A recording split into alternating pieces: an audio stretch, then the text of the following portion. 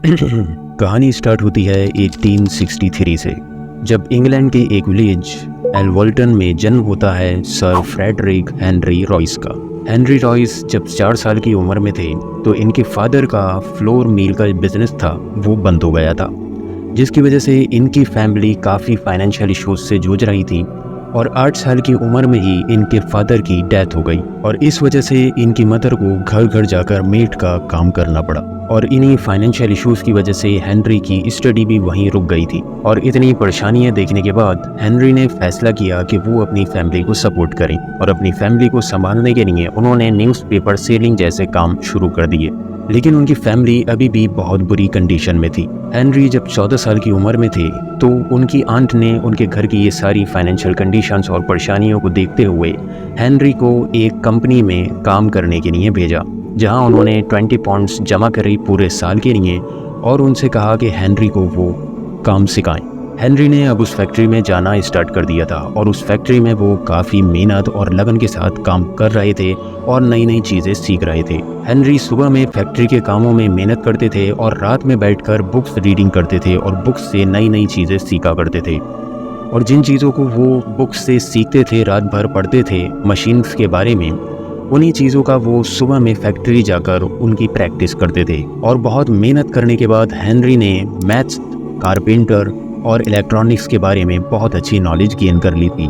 Henry 17 साल की उम्र में ही बहुत काबिल और बहुत एक्सपीरियंस्ड मैकेनिक बन चुके थे और 21 साल की उम्र में ही वो इंग्लैंड की एक बहुत बड़ी कंपनी जिसका नाम मैक्सिम वेस्टन था उसमें एज अ इंजीनियर काम कर रहे थे। लेकिन मैक्सिम वेस्टन जो कंपनी थी उसकी कुछ फाइनेंशियल कंडीशन ठीक नहीं चल रही थी, बिजनेस कुछ अच्छा परफॉर्म नहीं कर रहा था, जिसकी वजह से कंपनी को लॉसेस हो रहे थे और कुछ टाइम बाद ही वो कंपनी बैंकरप्ट होकर बंद हो गई थी। कंपनी बंद होने के बाद हेनरी के पास काफ़ी जॉब अपॉर्चुनिटीज़ भी थी, लेकिन अब हेनरी ने फैसला किया था कि वो अपनी खुद की एक इलेक्ट्रॉनिक्स की कंपनी ओपन करें और अपना ये प्लान उन्होंने अपने एक दोस्त को बताया जिनका नाम था एर्नेस्ट क्लारमोंट।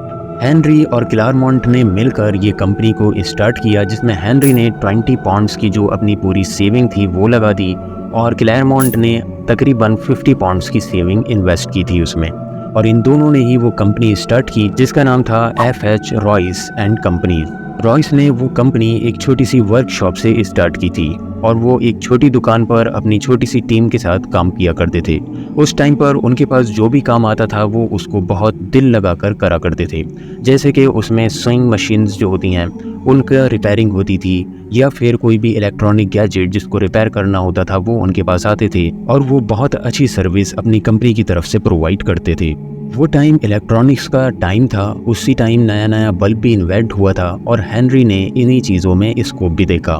हेनरी ने देखा कि इलेक्ट्रॉनिकल जो फिटिंग्स हैं और जो इलेक्ट्रॉनिकल बल्ब्स हैं इसमें बहुत अच्छा स्कोप चल रहा है मार्केट में। और फिर हेनरी ने टेबल लैंप और डोर बेल जो होती हैं उनका मैन्युफैक्चरिंग स्टार्ट कर दी और हेनरी का ये डिसीजन बहुत अच्छा साबित हुआ। इस चीज़ की वजह से कंपनी की growth day by day increase होती चली गई और कुछ ही टाइम में जो कंपनी 70 पाउंड से स्टार्ट हुई थी वो कंपनी देखते ही देखते 20,000 पाउंड तक पहुंच गई थी। इनकी कंपनी 1899 में ऑफिशियल रजिस्टर्ड हुई और इन्होंने रजिस्ट्रेशन पर अपनी कंपनी का नाम कर दिया था रॉयस लिमिटेड।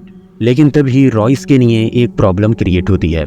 ये टाइम था 1901 का और 1901 में इंग्लैंड के अंदर जर्मनी और यूनाइटेड स्टेट्स की काफ़ी इलेक्ट्रॉनिक्स कंपनीज एंटर कर चुकी थी।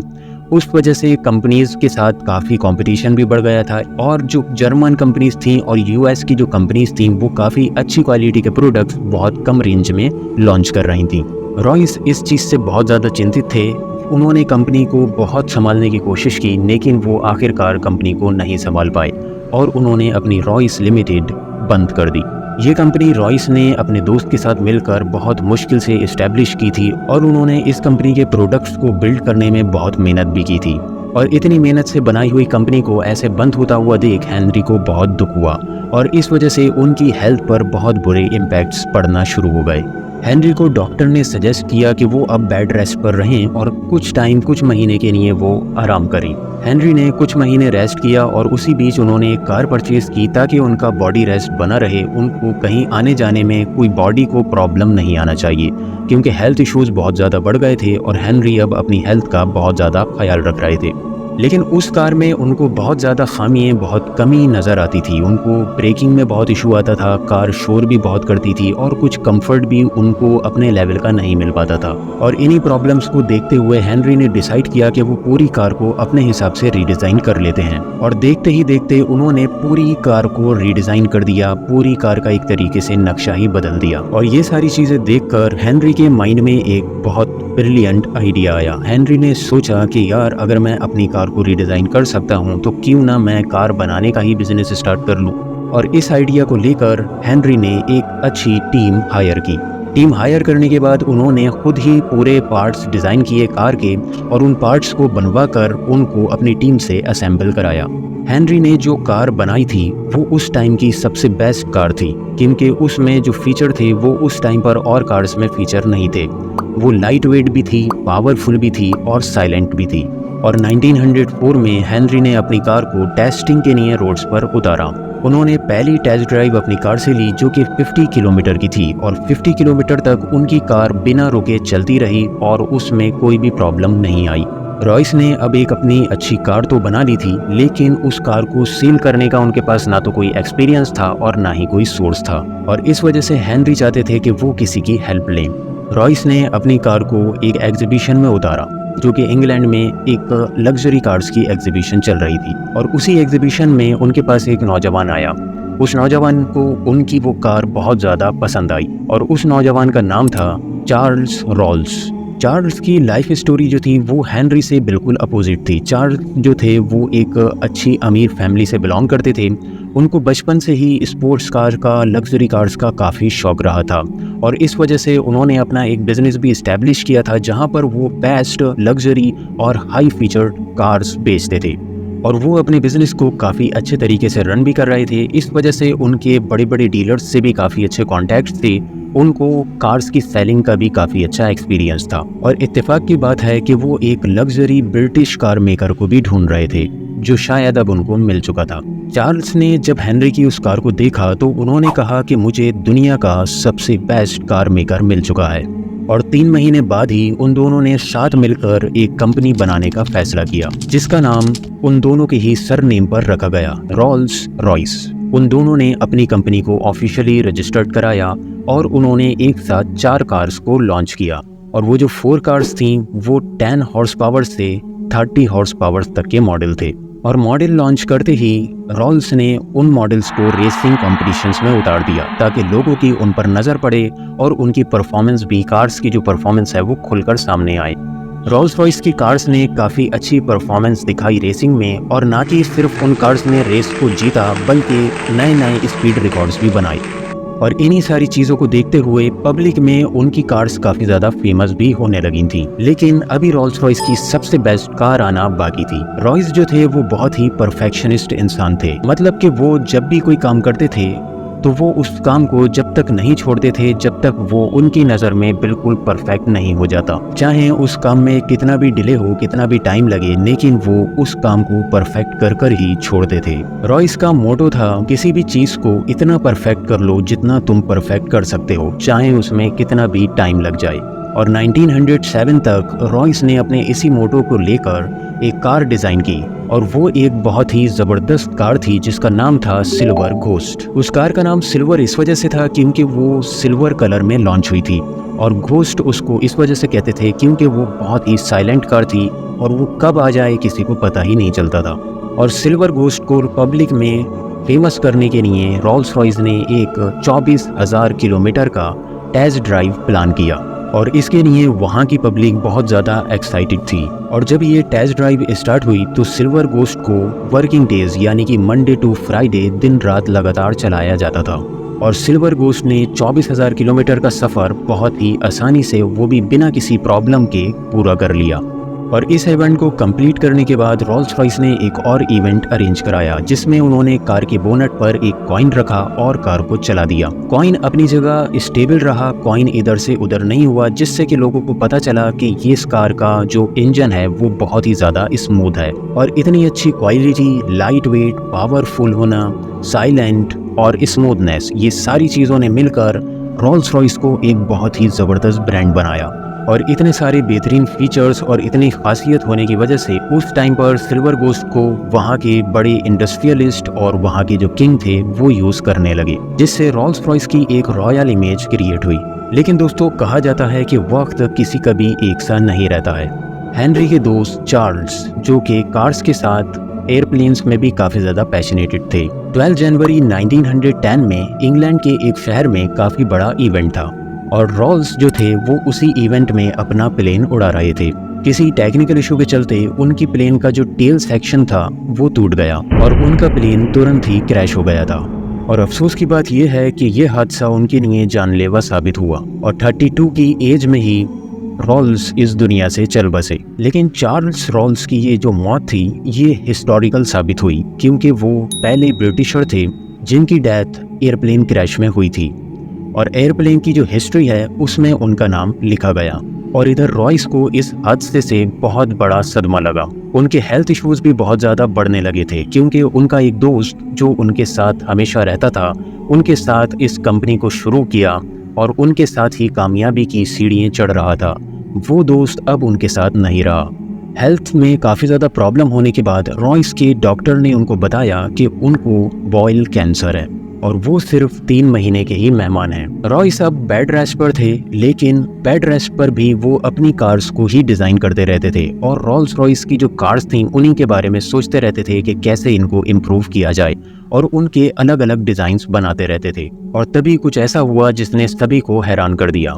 रॉयस ने अपने कैंसर को 100% रिकवर कर दिया था और वो पूरी कंप्लीट हेल्थ के साथ वापस आ गए।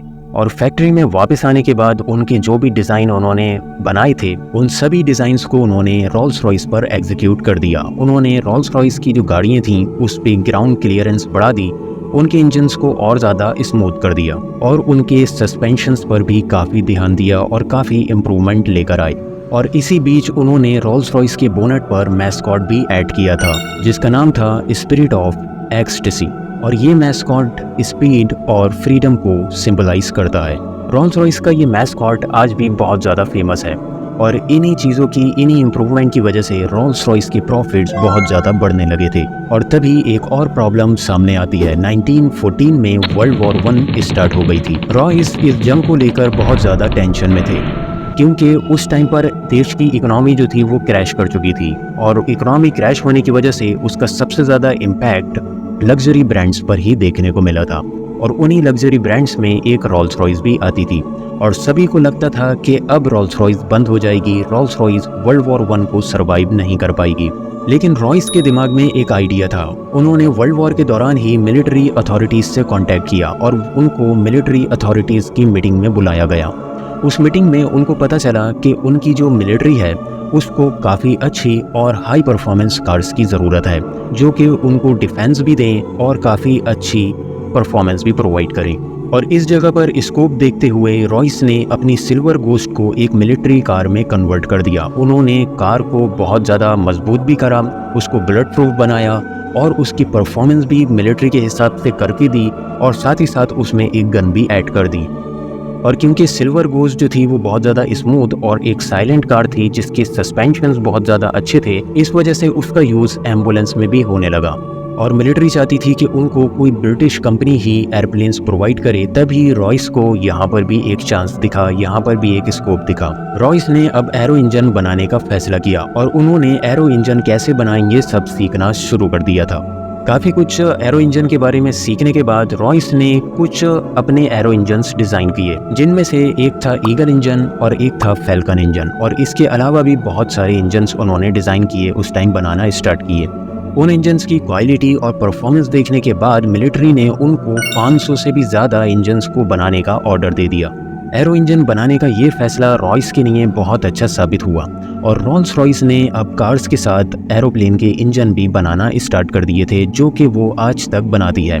दोस्तों, आज की डेट में भी रोल्स रॉयस कार्स से ज़्यादा एरोप्लेन के इंजन ही बनाते हैं। वर्ल्ड वॉर 1 जब फिनिश हो चुकी थी तभी मार्केट में बेंटली जैसे और बड़े लग्जरी ब्रांड्स ने एंट्री की और अब लग्जरी कार्स मार्केट में बहुत ज़्यादा कंपटीशन भी बढ़ने लगा था। और तभी रॉयस ने 1925 में अपनी सबसे best car Rolls Royce Phantom को लॉन्च किया और रोल्स रॉयस फैंटम अपने टाइम की सबसे बेस्ट लग्जरी कार साबित हुई। उसके फीचर्स और उसकी जो परफॉर्मेंस थी वो उस टाइम पर कोई भी कंपनी प्रोवाइड नहीं कर रही थी, किसी भी कार में वो चीज़ें मौजूद नहीं थी और रोल्स रॉयस फैंटम ने ही रोल्स रॉयस को लग्जरी कार्स का बादशाह बना दिया था। इन सारी चीज़ों के बाद बेंटली में काफ़ी ज़्यादा फाइनेंशियल प्रॉब्लम्स स्टार्ट हो गई थी और बेंटली फाइनेंशियल क्राइसिस से जूझ रही थी, जिसके बाद रोल्स रॉयस ने ही बेंटली को एक्वायर कर लिया था और बेंटली के साथ ही मिलकर उन्होंने काफ़ी अच्छे मॉडल्स लॉन्च किए, जिसमें कि बेंटली के काफ़ी ज़बरदस्त मॉडल्स हैं जिनको रोल्स रॉयस और बेंटली ने मिलकर बनाया था। 22 अप्रैल 1933 में रॉयस की डेथ हो गई थी। उनका ये सफ़र एक टैलेंटेड इंजीनियर से शुरू हुआ था और उन्होंने अपनी पूरी ज़िंदगी रोल्स रॉयस को दुनिया का सबसे बेस्ट लग्जरी कार ब्रांड बनाने में लगा दी थी और इसके बाद रोल्स रॉयस ने एरो इंजन और कार को दोनों को ही अलग अलग कर दिया था, यानी कि दोनों ही कंपनीज रोल्स रॉयस की अलग हो गई थी। लेकिन 1998 में रोल्स रॉयस का कार डिवीज़न कुछ फाइनेंशियल प्रॉब्लम्स के चलते सरवाइव नहीं कर पा रहा था और फाइनेंशियल क्राइसिस से जूझ रहा था। तभी एंट्री होती है BMW की और BMW ने रोल्स रॉयस को उस टाइम पर एक्वायर कर लिया। BMW ने रोल्स रॉयस की क्राफ्टमैनशिप और लग्जरी स्टैंडर्ड को बरकरार रखा, लेकिन BMW ने रोल्स रॉयस में अपनी कुछ एडवांस टेक्नोलॉजीज़ को भी ऐड किया और इन चीज़ों ने रोल्स रॉयस को 21st सेंचुरी के सफ़र पर ला खड़ा करा। अब रोल्स रॉयस का नेक्स्ट सफ़र इलेक्ट्रिक व्हीकल और एडवांस टेक्नोलॉजीज़ का सफ़र है और कंपनी ने जनवरी 2024 में ही अपनी पहली EV कार स्पेक्टर को लॉन्च किया है। रोल्स रॉयस दुनिया के साथ साथ बदल रही है, लेकिन अपनी लेगेसी को अभी भी बरकरार रखी हुई है। रोल्स रॉयस सिर्फ एक कार ही नहीं बल्कि ये एक सिंबल भी है रेजिस्टेंस, इनोवेशन और परफेक्शन का। रोल्स रॉयस की ये स्टोरी मिसाल है कि ग्रेटनेस हमेशा स्ट्रगल से ही जन्म लेती है और अब आप जब भी किसी रोल्स रॉयस को देखें तो हमेशा याद रखिएगा कि आप सिर्फ एक कार नहीं देख रहे हैं बल्कि एक कहानी देख रहे हैं, एक सपने की कहानी जो दुनिया को बदल गया। दोस्तों, ये थी रोल्स रॉयस की स्टोरी। वीडियो कैसी लगी ज़रूर कमेंट में बताइएगा। अगर कोई भी फीडबैक हो तो ज़रूर कमेंट में मुझे फीडबैक दीजिएगा ताकि वीडियो क्वालिटी और भी ज़्यादा इम्प्रूव की जा सके। वीडियो को दोस्तों तक भी शेयर करें और चैनल को ज़रूर सब्सक्राइब कर लें ऐसे ही इन्फॉर्मेटिव स्टोरीज़ और बायोग्राफीज़ जानने के लिए। मिलते हैं नेक्स्ट वीडियो में। Thanks for watching.